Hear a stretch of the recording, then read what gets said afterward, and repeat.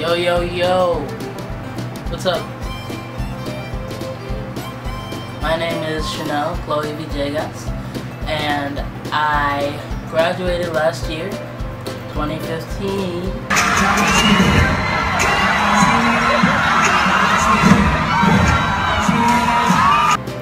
And I'm here because Ms. Clark wants me to tell you about Rico.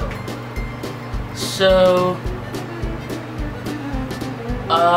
I had to make this movie a lot of times. And the first time I tried to tell it in the most funniest way possible.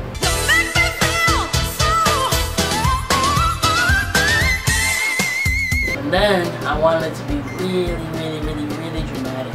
You wanna know how I got these scars? My father was a drinker and a fiend. And one night, he goes off crazier than usual. Mommy gets the kitchen knife to defend herself. He doesn't like that. Not one bit. So, me watching, he takes the knife to her, laughing while he does it. He turns to me, and he says, "Why so serious?" He comes at me with the knife. "Why so serious?" He sticks the blade in my mouth.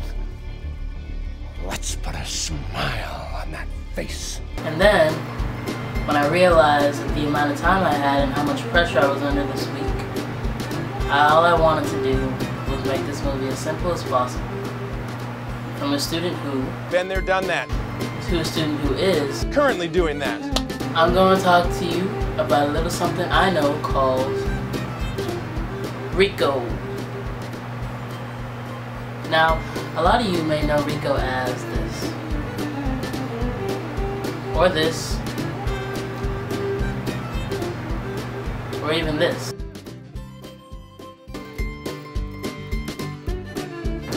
I am here to tell you that I am not going to be talking about any of those things.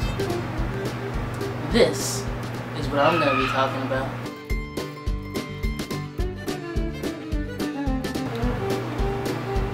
Sorry, wrong picture. Yep. This 4-letter acronym that is essential to our everyday being. Rico. Rico stands for Refine, Invent, Connect, Own.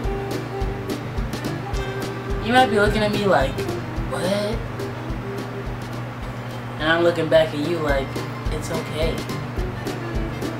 I'll have you know that for the process of creating this movie alone, I used these 4 steps right here. I refined my idea every time something went wrong. One night while I was brushing my teeth, this idea just came to me. I'm connecting to you right now, hopefully. And now, everyone I've shared the movie with is a partial owner of this magical creation. We do it with Rico all the time. For example, when we text. That's us refining right there. We invent every time we come up with a new idea. You don't say. Well, that's called inventing, isn't it? We connect whenever we share with anybody else. Taking selfies, our friends. Once we go through that process, it's up to us to be responsible for it and make it our own. But you guys are here to be artists. Just take a look at this. The astronaut will not be at work today. He is called in sick. He has turned off his cell phone, his laptop, his pager, his alarm clock. There is a fat yellow cat asleep on his couch. Raindrops against the window, and not even the hint of coffee in the kitchen air.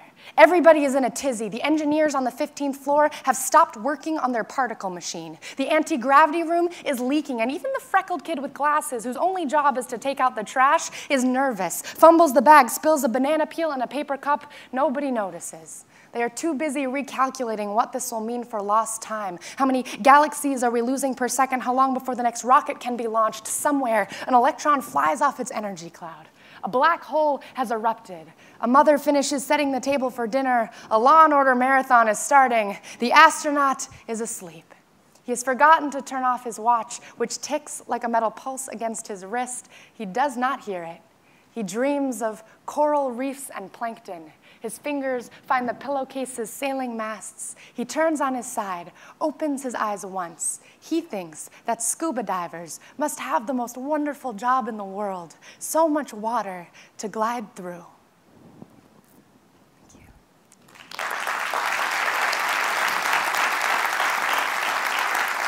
Thank you. When I was little, I could not understand the concept that you could only live one life. And I don't mean this metaphorically. I mean, I literally thought that I was going to get to do everything there was to do and be everything there was to be. It was only a matter of time.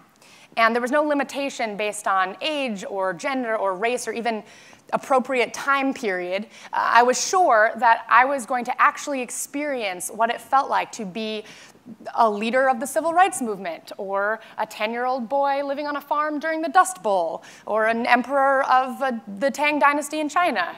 My mom says that when people asked me what I wanted to be when I grew up, my typical response was princess, ballerina, astronaut. And what she doesn't understand is that I wasn't trying to invent some combined super profession. I was listing things I thought I was going to get to be: a princess and a ballerina and an astronaut. And I'm pretty sure the list probably went on from there. I usually just got cut off.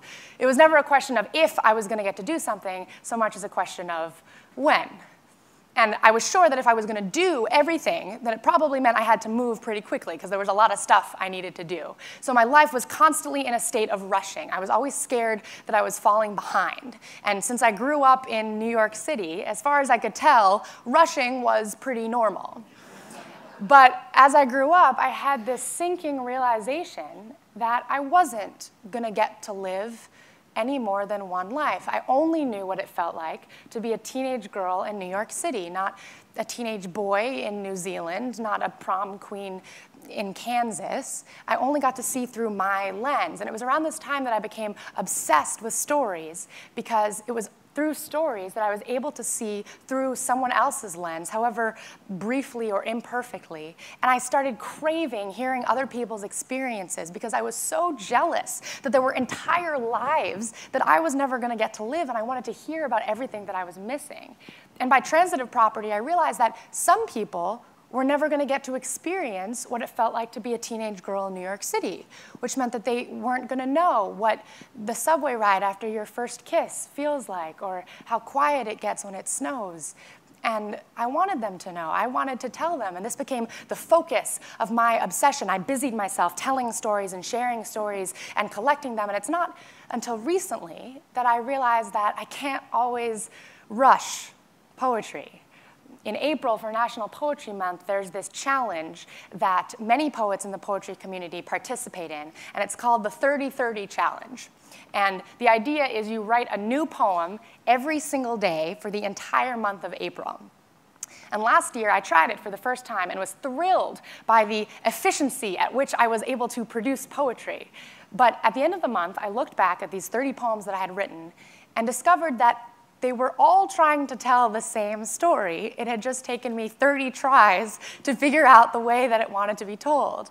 And I realized that this is probably true of other stories on an even larger scale. I have stories that I have tried to tell for years, rewriting and rewriting, constantly searching for the right words.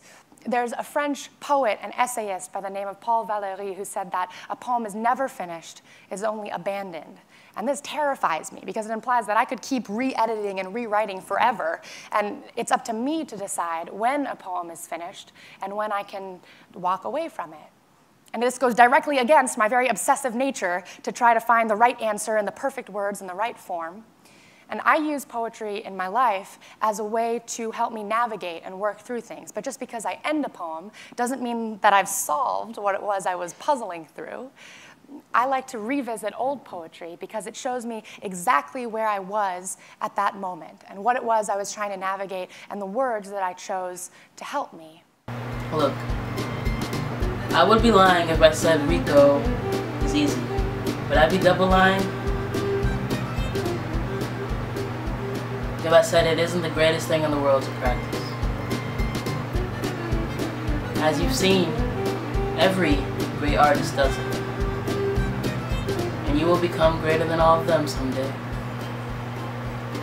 This is only the beginning. Enjoy and good luck.